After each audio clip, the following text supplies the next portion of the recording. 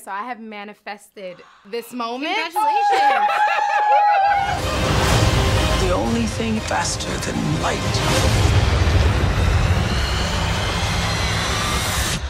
is the darkness.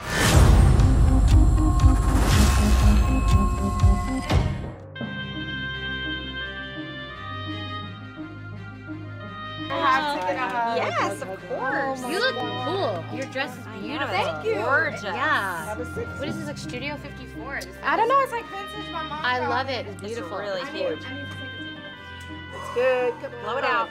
Blow it out. Blow it out. Blow it out. Shake it out. This is You know, they told me crazy. dogs shake to change the energy. Yeah, I need good. I Really? need all this I thought I was supposed to positivity. get water off them. Oh, yeah, maybe that's Sure. No, I thought it was, that's great to know. Jaleesa with Black Tree TV. Yeah, it's It really changes the energy. Right here. Yep, you're good. Right there. Anytime you're ready. Hi, ladies. Is it Jaleesa? Jaleesa. Jaleesa. Jaleesa, pleasure to be here. Thank you. This is such a surreal moment for me because, Oprah, you're my vision board for Am I? 2018. Really? And I am here, so I have manifested this moment. Congratulations. I have manifested this. That's great. So I am here. It is an honor. And, you know, I'm just curious, Oprah, at this stage in your career, and for you all as well, do you even have a vision board? And if so, what type of things are on it? Wow. Yeah. Good question. No. Do you have one? I don't have one anymore. Yeah. No. I do. I still have things I want to accomplish and things I want to do. I think there's so much more to do. And I think the great thing about life is you have so many chapters. Yes. And they got to be all different, too. You got to mix it up. I want to run a marathon. You do? I want Do to it. before I support you in that. And you've done it. I've done it. I support you in that. Everybody should do one. One. Yeah, I you wanna should do that. one. Let's do it, though. Wrinkle in Time. We'll do a Wrinkle in Time marathon. You know, but I don't vision board anymore because I am a powerful manifester, and I know that, and I know how to do it without physically putting it on a board. I know how. You know, you have to. You want to know how to do it? Absolutely. You have to meet the vibration. You can't be above or below it. It's just what I was talking about, negative energy, positive energy. In order to draw the thing to you that you want to come, you can't want it so much that you fear that you won't get it. You have to want it. So in order for me to be on your vision board, you must have put it there and then you let it go. Yes. And then you weren't thinking about it every day. Because you can't, it doesn't come to you that way. You have to do it, and then you have to put it, and then you have to meet that vibration. You have to prepare yourself to be there and ready when it shows up. And you were. Jaleesa, you were there. Oh, I'm so happy to be here. Yeah. That's such a word, and it makes me think about, in A Wrinkle in Time, there was so many powerful messages that were very spiritual, very deep, and I just want to touch on them for a second. So the first one, you know, they said, you can fear the answers, but you can't avoid them. And I'm curious, Oprah, throughout your journalism career, have you ever asked a question that it was difficult for you to hear the answer to? Yeah, I actually have, and I won't tell you who the person was. I got really shut down by someone who said, that's a stupid question. And it would be the person you least in the world would expect to say that, which is every journalist's fear, you know, to be in a position where you ask a question. And the person said, well, that's a stupid question. And I refused to let myself be shut down, but I was so taken aback by it. And then I was like, well, was it stupid, or was you didn't understand what I was saying? Hold on. Hold on. And so, but I didn't let that deter me. I didn't let that deter me at all. Call me Mrs. Whatsit. Mrs. Who? No, Mrs. Whatsit. Mrs. Who is, she's like a billion years older and way more knowledgeable. What can I do for you, Mrs. Whatsit? I called her ceiling sheets. Guys, she's harmless. You're 6. Come on. What do you know about harmless? Have I ever been wrong? Well, one of these days you might be Charles Wallace. Oh, I highly doubt that. He's one of the greatest minds in recent history. He's prodigious. But of course, we can't take any credit for our talents. It's how we use them that counts. Absolutely. And there's another powerful quote. The wound is the place where the light enters you. We were just talking That's about it. That Yes, is, I love it's it. so deep, and I would just love to know, you know, is there a painful moment in you all's life that actually ended up being enlightening? For sure. Almost every painful moment Every to pain- me yeah, oh, yeah, has that's true. has become something that I've learned from. I think losing a parent is something that I've learned so much from that, and you get a lot of strength from those kinds of things. And what about you? Yeah, I've been divorced, I've been a single mom, and just a lot of things that I thought, oh, this is going to be the end of me, and it wasn't.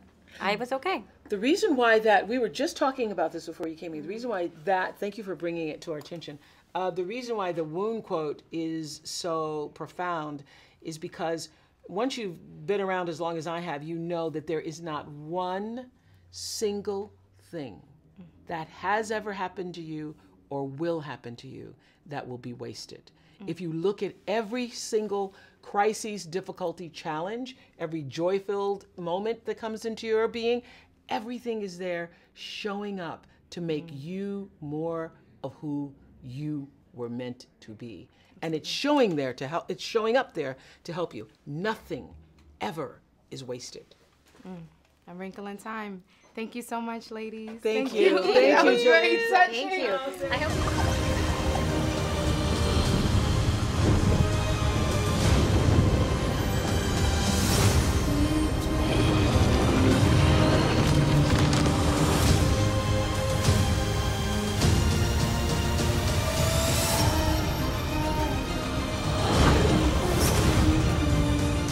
My love is always there, even if you can't see it.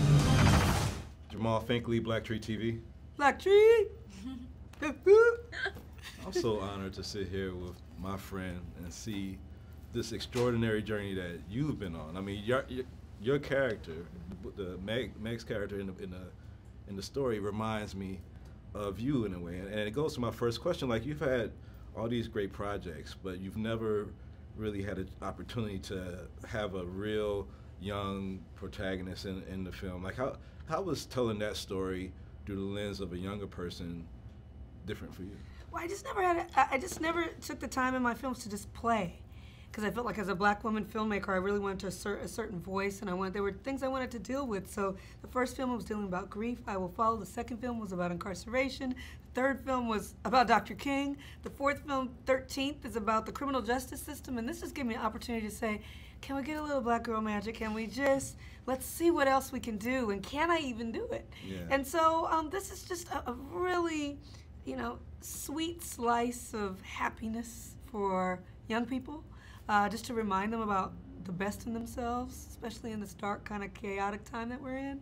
I had so much fun making it, and I got to work with this one. Yeah. I mean, your character is perfect in being imperfect in a character.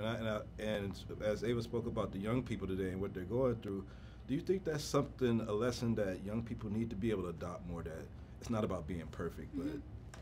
Yeah, absolutely, because I feel like there's a lot of pressure in this world today saying that you need to be perfect and you have to be what society wants you to be, or you have to do what society wants you to do. So I feel like having Meg and letting the world know, or letting young people know that they don't have to do that, and they're fine just the way they are, and they could save the world just the way they are.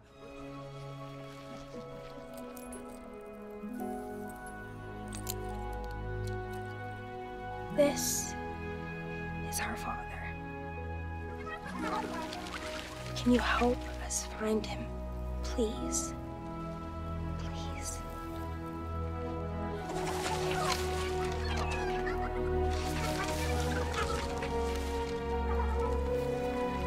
I can't tell what they're saying.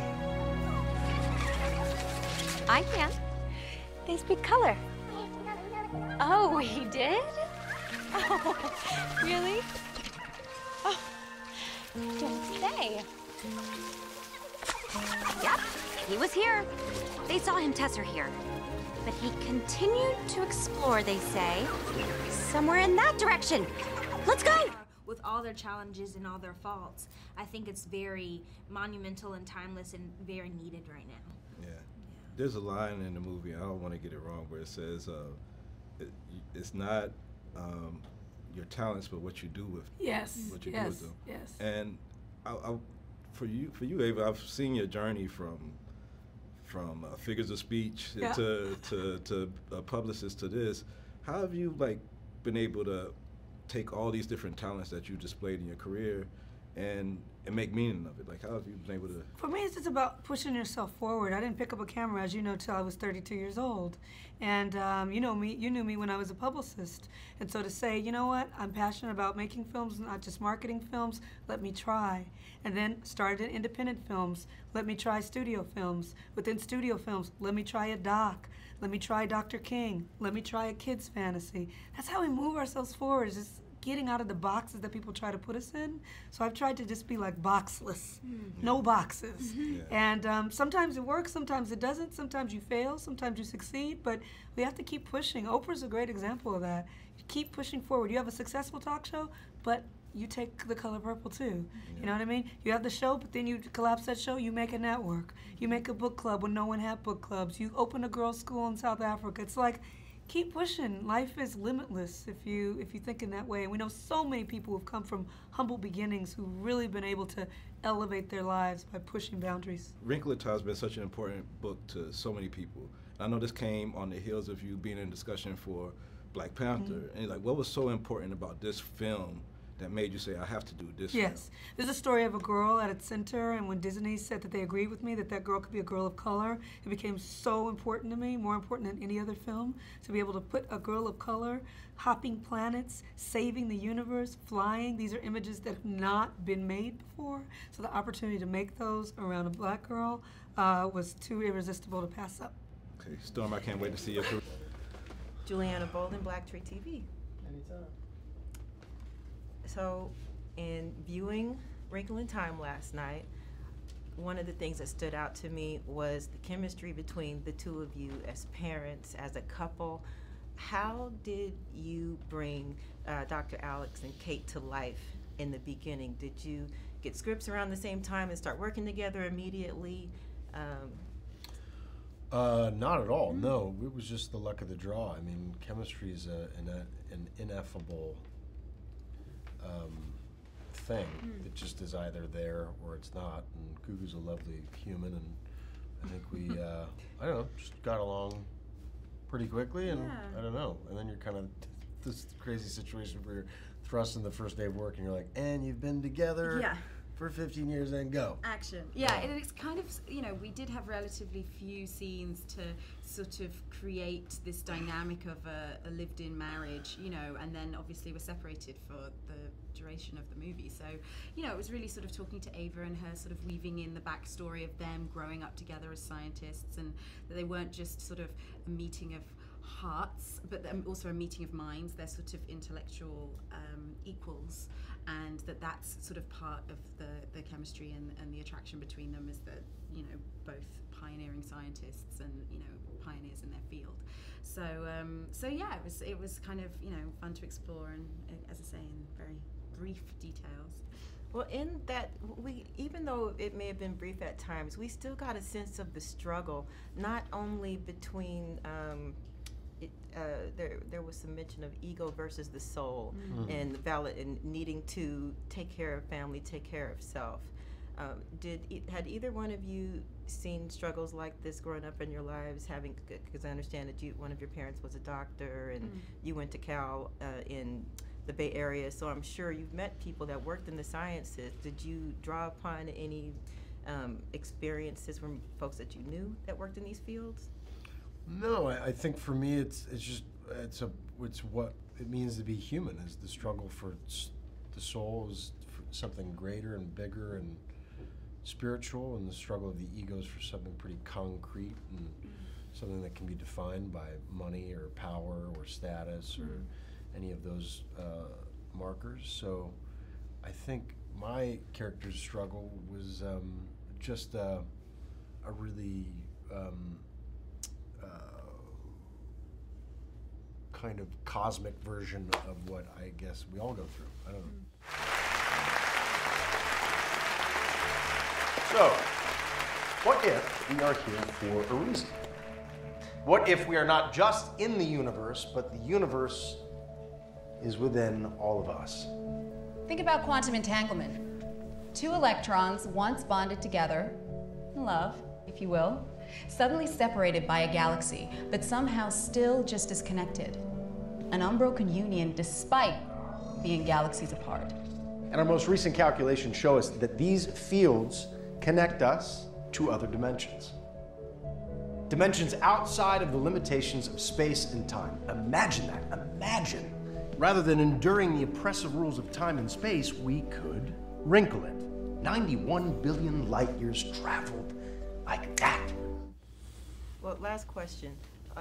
The struggle with light energy versus dark energy. When you guys were filming, with all the things going on in the world, Me Too, gun control, kids being scared to go to school, were there things that you were drawing upon that were happening in the real world that inspired you while you all were filming?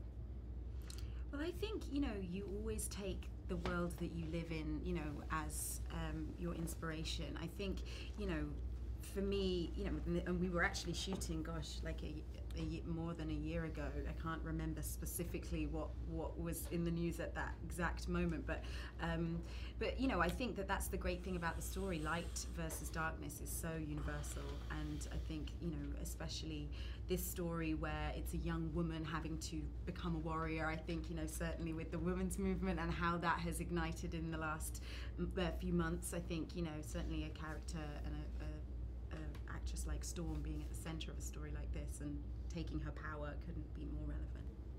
Absolutely. Where are we? We heard a cry out in the universe. His father's alive. We believe he is, and we're here to help you find him. This morning, my first phone call was from Ava, who said, "How you doing?" I go, "It's our day!" This is incredible. This is like the Oscars. I can't believe this. I've never been to something so glamorous in my life. It was so exciting when I got the call that Ava wanted to consider me for one of the parts, and I told my agent, yes, I want to do this, because she's just so thoughtful in her filmmaking.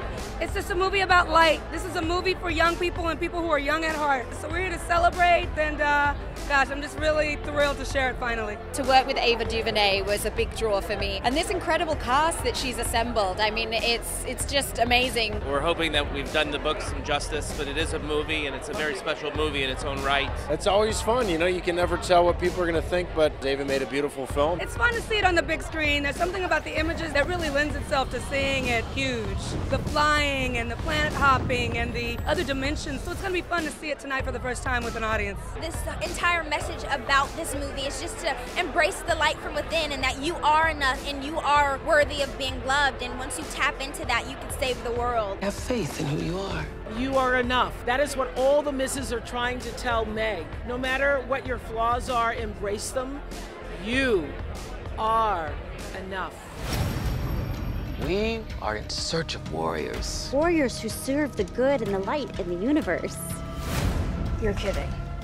Do I look like I'm kidding? A little. I'm not. I'm not.